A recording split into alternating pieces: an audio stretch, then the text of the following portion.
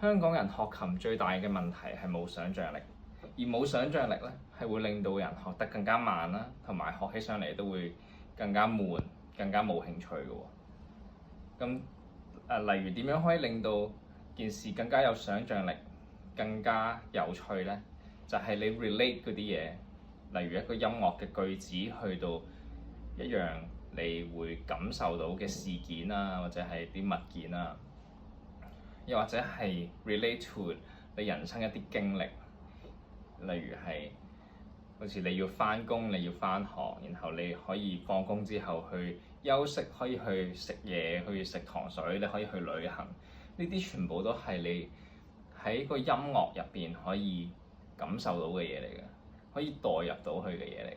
而當你缺少咗呢個代入感嘅時候，彈琴咪好似同你個距離好遠，音樂咪好似唔關你事啦。古典音樂係一樣好貼地嘅嘢嚟嘅，作曲家寫嘅時候，佢哋都係有自己嘅經歷，有自己嘅故事，然後佢哋喺將佢哋嘅感受轉咗做音樂去寫俾大家，去同大家分享。所以大家喺面對音樂嘅時候，唔好將佢個情感同埋個想像力方面嘅嘢抹殺咗，去到得返一紮音，咁樣就會違背咗音樂本身嘅原意啦。音樂本身就係一樣冇一個好 concrete 嘅目的嘅嘢嚟嘅。佢唔係為咗要令人類進步啲啊，佢唔係為咗提醒你要勤力啊，佢唔係為咗要令你放鬆啲啊。It's just art, it's just beauty。所以大家彈歌嘅時候可以少啲目的性，多啲去享受，多啲去 explore 佢咯。咁大家先會學音樂，先會學得好啦。咁你有興趣學嘅時候，自然會學得快，自然會諗多啲唔同方法去試啦。仲有就係音樂佢個 essence 其實同人生好多方面嘅嘢係一樣嘅。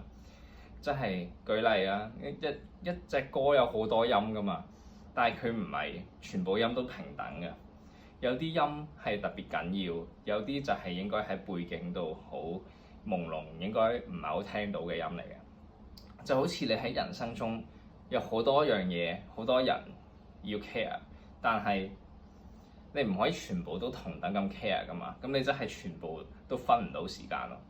如果你想喺你嘅人際關係、事業或者學業，你想要做好一啲嘢，都係要有策略地揀一啲嘢去 focus，去努力㗎嘛。如果全部嘢都努力，即係全部嘢都唔努力咯。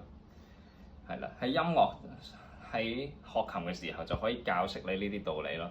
咁然後 music is life is music。你學琴學到嘅嘢可以運用喺人生。喺人生學到嘅嘢又可以放翻喺音樂，所以學音樂其實真係學人生啦。